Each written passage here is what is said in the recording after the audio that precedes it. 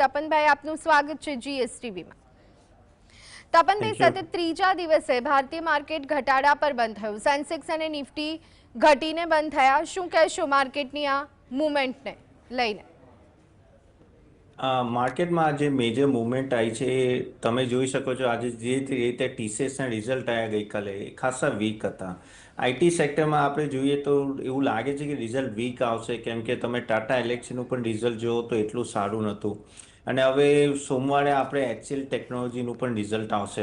તો શરૂઆત સારી નથી થઈ રિઝલ્ટ સિઝનની, અને આ ઉમ્મીદ પર હતું કે આઈટી સેક્ટર જે આપણે કેટલા વીકથી હું પણ કહેતો આવ્યો છું અહીંયા આ ચેનલમાં જ, કે આઈટી સેક્ટર ખાસું વીક લાગે છે। અને કેમ કે છે ને, જે સ્પેન્ડિંગ છે કસ્ટમરની, જે યુએસમાં ને યુરોપમાં, ત્યાં એવું લાગે છે કે એ લોકો સ્પેન્ડ નથી કર્યા આઈટીમાં। અને જે મેનેજમેન્ટે પણ કીધું, અને આગળ જઈને એમને પણ હજી થોડું ડાઉટ છે કે અહીંયાથી ડિમાન્ડ કેવી રહેશે, કેમ કે તમે જો કે એ લોકોએ આ વખતે પગાર વધારો કંઈ કર્યો નથી ટીસીએસમાં, અને હજી પણ એ લોકો એ રીતે રિક્રુટમેન્ટ નહીં કરતા જે રીતે પહેલાં રિક્રુટમેન્ટ કરતા। તો આઈટી સેક્ટરમાં નરમીના લીધે ઓવરઓલ ઇન્ડેક્સ ખાસું ડાઉન રહ્યું છે, અને થોડું બીજા બધા સેક્ટરમાં પ્રોફિટ બુકિંગ એ રહ્યું છે।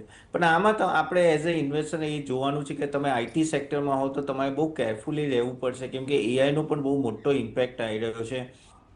યુએસમાં એનવીડિયા તો ટોપ પર છે, ઓલ ટાઈમ હાઈ ટચ કરી રહ્યો છે, પણ અહીંયા શું થઈ રહ્યું છે કે અહીંયા આપણે બેક ઓફિસ વધારે પ્રોવાઈડ કરીએ છીએ। એના લીધે શું થાય છે કે એઆઈના લીધે અહીંયા પણ ડિસ્ટ્રપ્શન વધારે થઈ રહ્યું છે મોટી મોટી કંપનીઓમાં।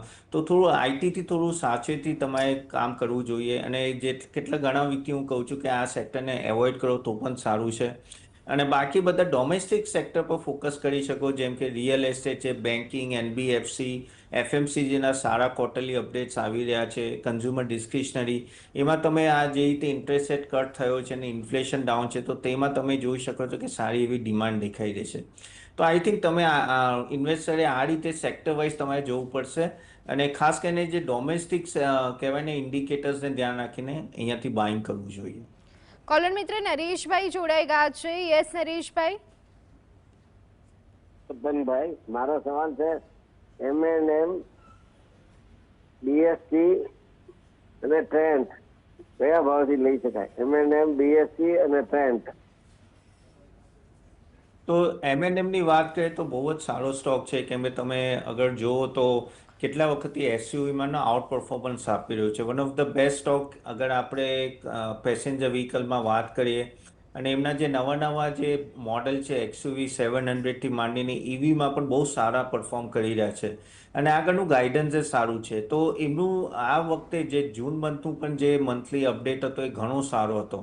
તો મારા હિસાબથી એમએનએમ તો આ લેવલે કાં તો થોડું નીચે આવે, કદાચ આ માર્કેટ પડી રહ્યું છે તો નીચે આવશે થોડું, પણ દર ઘટાડે તમે લઈ શકો છો। એમએનએમ બહુ નહીં ઘટે, 5-10% થોડું આમ તેમ થઈ શકે એટલું જ છે। તો એમએનએમ આ ભાવ કે નીચેના ભાવે તમે લઈ શકો। લોંગ ટર્મમાં આ સારું એવું તમને નો પ્રોફિટ આપી શકે છે। બીએસસીમાં શું થયું છે કે જેન સ્ટ્રીટનું જે વચ્ચે પ્રોબ્લેમ થયો હતો, જે સેબીએ કીધું કે એ લોકોએ મેલ્યુપ્યુલેશન કર્યું છે, એના લીધે તમે ત્યાં છે ને ઓપ્શન્સના કોન્ટ્રાક્ટમાં ડાયરેક્ટ ઇમ્પેક્ટ આવે છે। એટલે તમે બીએસસી જુઓ તો આઈ થિંક 20-25% એમના ટોપ પરથી પડી ગયો છે। પણ તમે અગર કેપિટલ માર્કેટ થીમ જુઓ તો આ લોંગ ટર્મ ટ્રેન્ડ છે, 5-10 વર્ષ આ બધું ચાલશે, માર્કેટમાં વોલ્યુમ વધવાનું છે। તો આ એક સારી ઓપોર્ચ્યુનિટી છે તમારા માટે ઇકઠ્ઠા કરવાની। તમે એક સાથે ના લો, 2-3 ઇન્સ્ટોલમેન્ટમાં લો બીએસસીમાં, પણ બીએસસી સ્ટોક એવો છે જે થોડું નીચેના લેવલે લઈ શકો છો। આગળ જઈને વોલ્યુમ વધશે ને આ ઇન્કમ સારું એવું આપી શકે। તો બીએસસીમાં ધીરે ધીરે તમે દરેક ઘટાડે 2-3 ઇન્સ્ટોલમેન્ટમાં લઈ શકો છો। રહી વાત ટ્રેન્ડની, ટ્રેન્ડમાં પણ જો જે એક નોવામાનો જે રિપોર્ટ આવ્યો તો એમને એવું કીધું કે અહીંયાથી થોડું સોફ્ટનેસ લાગે છે, એ રીતે સેલ્સ નહીં વધે, પણ ટ્રેન્ડ તમે જુઓ તો આપણે રિટેલમાં નંબર 1 છે, અને જે રીતે એમને બિઝનેસ કર્યું છે ને એક ટાઈપનું બેસ્ટ બિઝનેસ મોડલ છે। તો મારા હિસાબથી 5,000ની આજુબાજુ કે આસપાસ તમને મળે અને તો બહુ જ સારો લેવલ હશે બાય કરવાનો। લોંગ ટર્મ માટે મને આ સાવ લાગે, થોડો મોંઘો શેર છે, પણ જે રીતે એક્ઝિક્યુશન છે, જે રીતે કહે છે કે 2032માં એમને 4,000થી વધારે સ્ટોર કરવા છે, તો આઈ થિંક આ એક સ્ટોક પણ તમે નજરમાં રાખી શકો છો લોંગ ટર્મ માટે। તો આ થોડો નીચે આવે તો લઈ શકો છો। ઉત્પલભાઈ કોલર મિત્ર। યસ ઉત્પલભાઈ। તપનભાઈ, બે સ્ક્રિપ્ટ વિશે પૂછવું છે। એક તો અત્યારના કરંટ ભાવથી બજાજ ઓટો લિમિટેડ, અને બીજો ક્વોલિટી પાવર, ક્યુ પાવર, બજાજ ઓટો લિમિટેડ અને ક્યુ પાવર લઈ શકાય અત્યારના કરંટ ભાવથી દરેક ઘટાડે? Thank you. ઓકે, બજાજ ઓટોની વાત કરીએ તો બજાજ ઓટોએ વચ્ચે જે કોમેન્ટ્રી આપી હતી લાસ્ટ ટાઈમ, તમને યાદ હતો, એમણે એવું કીધું હતું કે રેર અર્થ મટીરિયલના પ્રોબ્લેમ થઈ રહ્યા છે ચાઇનાથી આવવામાં, તો એ અગર થાય તો ઈવીમાં થોડું સોફ્ટનેસ આવી શકે છે. આજે બજાજ ઓટો સારો એવો પડ્યો છે અને બજાજ ઓટો હમણાં ઓલમોસ્ટ 37% ડાઉન છે એના ટોપ પરથી. આ ઘટાડે મને લાગે છે કે તમે આની આજુબાજુ થોડું લેવાનું બાય કરી શકો છો. એનું હોપફુલી એક્સપોર્ટ માર્કેટ આવતા વખતે સારું રહેશે. આ વખતે થોડું ઓછું રહ્યું. અગર તમે ટુ વ્હીલરની વાત કરો તો ટીવીએસ મોટરની હીરો મોટર્સે વધારે સારું પરફોર્મ કર્યું, ઇવન આઈશરે. પણ મારી અગર તમે ટોપ પિકની વાત કરો તો હું વધારે પ્રિફર આઈશર કે ટીવીએસ મોટર પ્રિફર કરીશ બજાજ ઓટો કરતાં. ટીવીએસ ખાસ કરીને કે જે તેમની ઈવી સેલ્સમાં વધાર્યું છે તો એ બહુ જ I think one of the best performance રહ્યું છે. અને ઈવીમાં ઘણા સારા એમનું જે જુપિટર મોડલ એ બધું સારું કામ કર્યું છે. પણ બજાજ ઓટો તમારે લેવો હોય તો સારો એવો પડી ગયો છે. આઈ થિંક અહીંયાથી કે થોડું નીચે પણ તમે લઈ શકો છો, લોંગ ટર્મ માટે કંઈ વાંધો નથી. અને બીજો હતો ક્યુ પાવર. ક્યુ પાવર એક મિનિટ જોઈ લો. તો ક્યુ પાવરની અગર હું વાત કરું, ક્વોલિટી પાવર ઇક્વિપમેન્ટ્સ, તો અગર આ સ્ટોક ખાસો વધી ગયો છે એના બોટમથી, અને કહેવાય ને કે એક ટાઈપનું પાવર ઇન્ડસ્ટ્રીમાં જે રીતે હવે થોડી તેજી આવી રહી છે, તો આ ખાસું એના ટોપથી ખાલી 6% નીચે છે. અને રિઝલ્ટે સારા એવું છે, એવું કંઈક પ્રોબ્લેમ નથી, રિઝલ્ટે સારું છે. પણ બસ એક છે કે વેલ્યુએશનનો થોડું અહીંયા પ્રોબ્લેમ લાગે છે મને. તમે જો પી રેશિયો ઓલમોસ્ટ અગર હું જોઉં તો ઓલમોસ્ટ 91નો છે, જે બહુ જ હાઈ છે, બહુ જ હાઈ છે. એટલે થોડું સાચું અહીંયા. અગર તમારી પાસે સ્ટોક હોય તો સ્ટોપ લોસ રાખજો, કેમ કે નીચે આવશે તો ગમે ત્યાં નીચે આવશે. લઈ વાત નવી બાયની, તો આ લેવલે તો નહીં કહું, કેમ કે આ મને સ્ટોક આ લેવલે બહુ મોંઘો લાગે છે. કોલર મિત્ર રાજુભાઈ જોડાઈ ગયા છે. યસ રાજુભાઈ. નમસ્કાર સાહેબ. આપણે જેપી પાવર એ 19 રૂપિયાના ભાવના 3000 શેર છે, તો એમાં શું કરે? ને બીજું સાહેબ, એમાં કઈ પેલા અદાણી સ્ટેક લેવાના છે, તો એની કઈ ઇફેક્ટ થાય તો યોગ્ય સલાહ આપવા વિનંતી. જેપી પાવર 19 રૂપિયાના ભાવના 3000. Thank you sir. હા, અગર જયપ્રકાશ પાવરની વાત કરીએ તો જે રીતે તમે કીધું ને કે અદાણીના ન્યૂઝથી જ ખાસો વધ્યો છે, તો આ ન્યૂઝ બેઝ છે. જેપી પાવર તમે વર્ષોથી જો તો એવું કંઈ ખાસ પરફોર્મન્સ નહોતું આપતું, પણ પછી એકદમ જ રેલી આવી 3-4 રૂપિયાથી. આ ઓલમોસ્ટ પેની સ્ટોક હતો અને પછી હવે ખાસું એવું છેલ્લા 2 વર્ષથી આ જ લેવલે ફરતો હતો, અને હવે પાછી તેજી આવી છે. જો આ ન્યૂઝ ફ્લો છે, હવે કઈ રીતે થશે આપણને પણ ખબર નથી. સાચે એક્વિઝિશન કયા રેટે થશે એ પણ ખબર નથી. તો થોડું આમાં સાચવીને ચાલો. નવું બાઇંગ હું ના પાડીશ. જો તમારી પાસે હોય તો પકડી રાખો, કેમ કે આ ન્યૂઝ ફ્લો છે. તો ન્યૂઝ ફ્લોમાં કંઈ પણ નેગેટિવ આવ્યું કે ભાઈ કીધું કે ભાઈ અદાણી હવે વિચારતા નથી આ વસ્તુ કરવાની, કાં તો ગમે તે રીતે ડીલ તૂટી ગઈ, તો આ સ્ટોક સડનલી પડી જશે. કેમ કે આનું રિઝલ્ટ જોવું ને એમાં ખાસ દમ નથી, બહુ જ વોલેટાઇલ રિઝલ્ટ છે. અને એટલે ફંડામેન્ટલ પોઈન્ટ ઓફ વ્યૂથી હું ના કહીશ.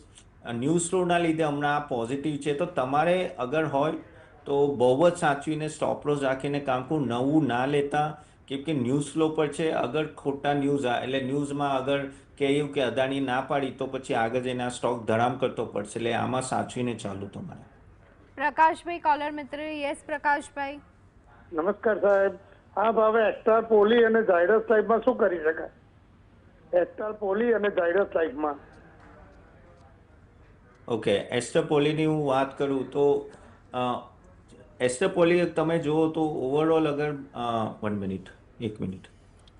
એસ્ટર પોલીમાં એસ્ટર પોલીકેપ કે પોલીકેપની વાત કરો છો? પોલીકેપની વાત કરતા હશો મારા હિસાબ. એસ્ટર પોલી. ઓકે, એસ્ટર પોલી મળી નથી રહ્યું મને. ઓકે, ચલો હું બીજો લઈ લઉં છું. ઝાયડસ લેફ ઓવરઓલ ખાસું કહી શકે કે ઝાયડસ લાઇસન્સની વાત કરું તો ખાસું એવો ડાઉન આવી ગયો છે એના ટોપ પરથી. અને સ્ટોક સારો છે. ઓકે, 26% ડાઉન છે. ફાર્મામાં એક ટાઈપની તેજી આવી રહી છે ધીરે ધીરે. અને મને એવું લાગે છે કે ફાર્મા હમણાં એક બુલિશનેસમાં આવી રહ્યું છે. આ સ્ટોક એટલો વધ્યો નથી હમણાંથી, અને સ્ટોક સારો છે, એમાં કંઈ વાંધો પણ નથી. અને એના ટોપ પરથી પણ સારો એવો ડાઉન છે. અને આનું જે રિઝલ્ટ છે એ પણ ઓકે આવ્યું છે.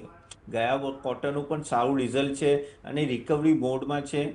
છેલ્લા એક કહી શકે યર ઓન યર પણ થોડું ઠીકઠાક વધી રહ્યું છે. તો માણસથી થોડું વેઇટ કરી લો, એકાદ ક્વાર્ટર ઓર. આઈ થિંક આમાં રિકવરી આવશે. એસ્ટર સોરી મને પકડાઈ નથી રહ્યું, તો હું એની બાબતે બોલી નહીં શકું. આપણે જોડાયેલા છે. તપનભાઈ, અત્યારના માર્કેટમાં જો નવું રોકાણ કરવું હોય તો કયા સેક્ટરને પ્રાધાન્ય આપવું જોઈએ આપના મતે?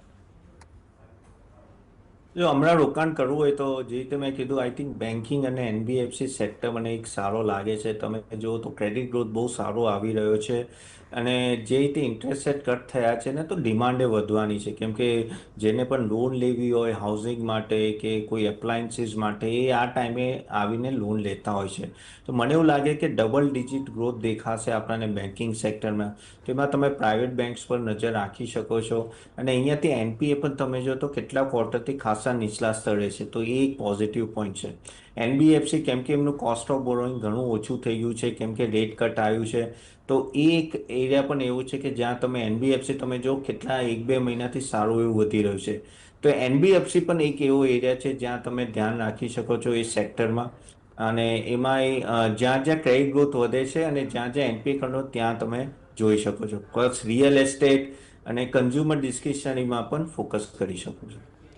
ઘનશ્યામભાઈ કોલર મિત્ર, જે ઘનશ્યામભાઈ, મારે આ ભાવથી આઈયુએલ કેમિકલ, ટાટા ટેક અને બેંક ઓફ બરોડા 3 લેવા છે, તો આ ભાવથી લઈ શકાય?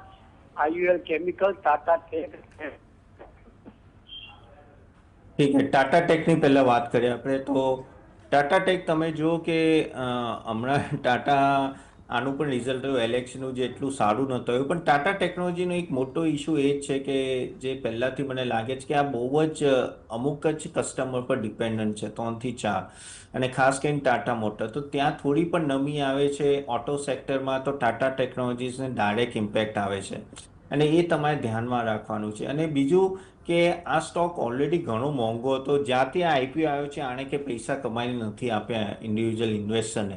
અને મને હજી પણ અહીંયાથી લાગે છે કે ટાટાનું નામ છે એટલે આપણું લેવું જરૂરી નથી. અગર પ્રોફિટેબલ હોય અને અહીંયાથી તમને સારું એપ્રિશિએશન મળતું હોય તો જ જવું. અને મારા હિસાબથી ટાટા ટેક એવોઇડ હશે મારા માટે. તમે આમાં ના જાઓ, કેમ કે ઘણું કોન્સન્ટ્રેશન છે. ભલે સસ્તો લાગે છે પણ ખાસું સાયક્લિકલ બિઝનેસ છે.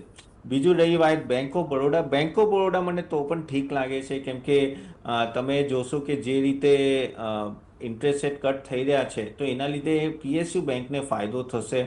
અને બેંક ઓફ બરોડા હમણાં એના ટોપ પરથી પણ 20% ડાઉન છે. મારા હિસાબથી આ એક સ્ટોક છે જે તમે રાખી શકો છો. ક્રેડિટ ગ્રોથ સારો રહેશે, આઈ થિંક ડબલ ડિજિટમાં. અને ખાસું એવું જે ગાઈડન્સ જે બેંક ઓફ બરોડાએ આપ્યું છે ને મેનેજમેન્ટે, એ સારું છે. તો આ બેંક ઓફ બરોડા તમે રાખી શકો છો. બીજો એક સ્ટોક ઇઝ એસબીઆઈ. એ ભલે કેટલા મહિનાઓથી વધ્યો નથી, એ પણ એક સારો સ્ટોક છે તમારે અગર પીએસયુ બેંકમાં જોવો હોય તો. અને આઈઓએલ કેમિકલની વાત કરીએ તો આઈઓએલ કેમિકલ અગર જોઈએ તો ખાસો એવો વધી ગયો છે. ઓલમોસ્ટ ₹60થી ખાસો એવો ₹90 થઈ ગયો છે. પણ તમે 5-6 વર્ષની હિસ્ટ્રી જોશો ને, તો એવું કંઈ ખાસ મળ્યું નથી આમાં. તમારી પાસે હોય તો આ એક સારો તક હશે બહાર નીકળી જવાની. આમાં કંઈ ખાસ ગ્રોથ છે નહીં. તમે સેલ્સ અને પ્રોફિટેબિલિટી ગ્રોથ જુઓ તો નેગેટિવ જ છે. તો આ મોકો છે, હમણાં ભાવ વધ્યો છે તો નીકળી જાઓ. અને કેમ કે આ લોંગ ટર્મ મને આમાં સુટેબલ નથી લાગતું. પરેશભાઈ કોલર મિત્ર, જી પરેશભાઈ, પણ ભાઈ મારો સવાલ છે, HAL, મજગાડો, ગાર્ડન રીચ, BDL આ બધા બહુ ઘટે છે, એમાં શું કરાય? અને હમણાં જ આઈપીઓ આવેલા ઓસ્વાલ પંપ અને બેલ રેલ. ઠીક છે. હવે ડિફેન્સની વાત કરીએ, HL, મેઝગોન, GREC, BDL. હવે આ કેવું છે, આ એક જે મેં પહેલાં પણ કીધું કે 10-10 વર્ષનું મેગા ટ્રેન્ડ છે. હવે આમાં નોર્મલી આ લોકોનું પ્રોફિટેબિલિટી છે ને ઉપર નીચે ખાસું રહેશે. આમની પાસે ઓર્ડર બુક બહુ મોટા છે. હવે તમે કહીએ તો 6 ગણા 7 ગણા ઓર્ડર બુક છે એમના જે ટર્નઓવરના. એટલે ઓર્ડર વિઝિબિલિટી સારી એવી છે. બસ એમને એક્ઝિક્યુશન કરવાનું છે. એટલે કેપેસિટી પર એ કામ કરી રહ્યા છે આ બધી કંપનીઓ. હમણાં જોઈએ તો HL થોડું વેલ્યુમાં કહી શકાય કે હજી એટલો મોંઘો નથી. મેઝાકોન હમણાંથી ખાસો એવો પડ્યો છે. રીઝન એક જ છે કે જે ક્વાર્ટર ફોરનું રિઝલ્ટ છે આવ્યું હતું એ સારું નહોતું. પણ જે રીતે મેં કીધું ને કે આમાં સાયક્લિકલ બિઝનેસ વધારે છે, એટલે અમુક ક્વાર્ટરમાં સારું એવું એક્ઝિક્યુશન થઈ જાય તો એમાં પ્રોફિટ કહેવાય ને કે એમાં નોંધવાની વધે, PNLમાં હિટ વધારે થઈ જાય. એટલે તમારે આમાં સાયક્લિકલ રહેશે. પણ તમારે શું કરવાનું કે જેમ જેમ આ ચારેય સ્ટોકની વાત કરું છું, જેમ જેમ નીચે આવે ને એક્યુમ્યુલેટ કરો. એક ટાઈપનું એસઆઈપી મોડ રાખો તો વધારે સારું રહેશે. આ બધા બહુ જ વોલેટાઇલ રહેવાના છે, 20-25% ઉપર નીચે રહેશે, પણ ગભરાવાની જરૂર નથી. ડિફેન્સ સેક્ટર ખાસું મોટું થવાનું છે. ઓલમોસ્ટ એક્સપોર્ટ માર્કેટ પણ 25,000 કરોડનું 50,000 કરોડ જેટલું જશે. તો મારા હિસાબથી આ બધા સ્ટોક્સમાં તમે એસઆઈપી મોડમાં ઇન્વેસ્ટમેન્ટ કરો, કંઈ નીકળવાની જરૂર નથી ને લોંગ ટર્મ રહો. રહી વાત જે તમે આઈપીઓની વાત કરી તે એસ્ટ્રલ પંપ ને એ બધા, એસ્ટ્રા માઇક્રોવેવ હતું કે કયું હતું એસ્ટ્રલ પંપ? સોરી, એ મારા હમણાં રેડારમાં નથી એટલે હું એની માટે વાત નહીં કરી શકું. જગદીશભાઈ કોલર મિત્ર. યસ જગદીશભાઈ, લાગે છે કોલ ડિસ્કનેક્ટ થઈ ગયું છે. તપનભાઈ, જો અત્યારની સ્થિતિમાં ઈટીએફની ખરીદી કરવી હોય તો તમે કયા બે ઈટીએફ પર પસંદગી ઉતારશો? ઈટીએફમાં કરવી હોય તો જે રીતે મેં હમણાં ડિફેન્સનું કીધું, ડિફેન્સમાં તમે ઈટીએફ કરી શકો છો એસઆઈપી મોડમાં. દર મહિને થોડા પૈસા નાખો અને આમાં વોલેટિલિટી રહેશે. એટલે ઈટીએફ મોતીલાલ ઓસવાલનું એક ઈટીએફ છે આનું, તો એમાં ડિફેન્સનું તો એમાં કરી શકો છો. બીજું, તમારે અગર રિસ્ક ટેકિંગ એબિલિટી હોય તો પછી સ્મોલ કેપમાં પણ ઈટીએફ આવે છે એનએસસીના, તો એમાં પણ તમે ઇન્વેસ્ટ કરી શકો. બાકી નિફ્ટી બેંક છે એ પણ એક સારો છે ઓપ્શન, કેમ કે બેન્કિંગ સેક્ટર સારું રહેશે તો નિફ્ટી બેન્કિંગ બીસ કરીને જે ઈટીએફ છે એમાં પણ તમે કરી શકો છો. તો ઈટીએફ એક સારો ઓપ્શન હોય છે, કેમ કે at the end of the day ઘણા બધા સ્ટોક રિસ્કી હોય છે અને તમને જો ખબર ના પડતી હોય કે ભાઈ કયા સ્ટોક ચાલવાના છે, તો મારા હિસાબથી ઈટીએફ તમે કરીને એનો એક સેફ રિટર્ન તમને મળી શકે છે. નરેશભાઈ કોલર મિત્ર. જી નરેશભાઈ. મારી પાસે હુન્ડાઈ મોટર 2200 રૂપિયાવાળા છે અને મેલાવીસ 106 રૂપિયાનો લીધેલા છે. બંનેમાં શું કરાય? હુન્ડાઈ મોટરની વાત કરું તો જો એવું નથી કે સારા નથી નંબર, એના ઓકે નંબર છે, પણ પ્રોબ્લેમ એ છે કે પ્રાઇસ ટુ પરફેક્શન છે. અને આમાં શું થયું છે કે એમએનએમ ખાસું આગળ વધી ગયું છે મારુતિ ને હુન્ડાઈ કરતાં. હુન્ડાઈના મોડલ સારા આવી રહ્યા છે, કંઈ વાંધો નથી, પણ તમે જો તો જે હમણાં જે વેલ્યુએશન છે તો ઓછું પણ ના કહેવાય, સારું એવું વેલ્યુએશન છે. મારા હિસાબથી તમે એના કોમ્પિટિટરને જો, એમએનએમ વધારે સારો ઓપ્શન લાગે છે અને મારુતિને હુન્ડાઈ હું એક જ લેવલે રાખીશ. મારા હિસાબથી એમએનએમ તમે વિચારો, કેમ કે હુન્ડાઈનું પણ થોડું ફ્લક્ચ્યુએશન રહેશે અને આ વખતે જે સેલ્સ નંબર આવ્યા એટલા મને ખાસ લાગ્યા નહીં હુન્ડાઈના, પણ ઉલટું ઘટાડો જોવા મળ્યો છે. તો હું હુન્ડાઈ ના પાડીશ આમાં. રહી વાત આઈ થિંક બિલરી સ્ટીલની અગર હું વાત કરું તો હવે હમણાં દેખાય, પણ મારા હિસાબથી એ કદાચ પેની સ્ટોક છે, તો એમાં ના જાઓ. સ્ટીલ સેક્ટરમાં છે અને બિલરી સ્ટીલમાં ઓવરઓલ મેં કેટલા વખતથી જોયું છે કે સટ્ટો વધારે થાય છે, તો મારા હિસાબથી એને કમ્પ્લીટલી એવોઇડ જ કરો. જગદીશભાઈ કોલર મિત્ર જોડાઈ ગયા છે. યસ જગદીશભાઈ. ફરી એકવાર કોલ ડિસ્કનેક્ટ થઈ ગયું છે. તપનભાઈ, રિલાયન્સ પાવરના શેર્સ વિશે આપની એડવાઇસ શું રહેશે? રિલાયન્સ પાવર સારો એવો વધી ગયો છે ઓલરેડી. તમે જોશો તો રિલાયન્સ પાવરમાં ઓવરઓલ તેજી ઘણી આવી ગઈ અને એનું એક જ રીઝન હતું કે લોસ મેકિંગ હતું અને પછી હવે પ્રોફિટ મેકિંગમાં ગયા એટલે, અને એને ડેટ પણ સારું એવું પે કરી દીધું છે. પણ સ્ટોક ખાસો વધી ગયો છે. અગર આ તમે જો તો એક સમયે આ 30-25 રૂપિયા ચાલતો હતો ને હવે હમણાં ઓલમોસ્ટ 60 રૂપિયા, એટલે ડબલ ઉપર થઈ ગયો છે. અને અગર હું વેલ્યુએશન વાઇઝ કરું તો એ મોંઘો થઈ ગયો છે, ઘણો મોંઘો થઈ ગયો છે. તો કોઈની પાસે હોય રિલાયન્સ પાવર તો મારા હિસાબથી તમે એક સ્ટોપલોસ સાથેને રાખો. 1-2 ક્વાર્ટર રિઝલ્ટ જો કે રિઝલ્ટમાં ઇમ્પ્રુવમેન્ટ આવે છે કે નથી આવતું, કેમ કે તમે અગર એનું રિઝલ્ટ પેટર્ને જોશો ને તો એક વખતે એક ક્વાર્ટરમાં 1100 કરોડનો લોસ દેખાશે તો બીજામાં ઓલમોસ્ટ 2000 કરોડનો પ્રોફિટ દેખાશે. એટલે ઘણું બધું આમ વોલેટાઇલ છે પ્રોફિટેબિલિટી, તો એમાં તમે કહી ના શકો કે આગળ શું થશે. એટલે આમાં સાચેથી હું નવું ઇન્વેસ્ટમેન્ટ કંઈ ના પાડીશ, અગર હોય તો સ્ટોપ લોસ સાથે ઊભા રહી શકીશ. જી તપનભાઈ, આપે આજે જે સ્ટોક્સ અંગે ચર્ચા કરી તેમાં આપનું કોઈ કંપનીમાં રોકાણ ખરું કે કેમ? ના, આ બધામાં મારું રોકાણ નથી, પણ મારા ક્લાયન્ટ્સનું રોકાણ હોઈ શકે. થેન્ક યુ સો મચ તપનભાઈ, જીએસટીવી સાથે જોડાવા બદલ.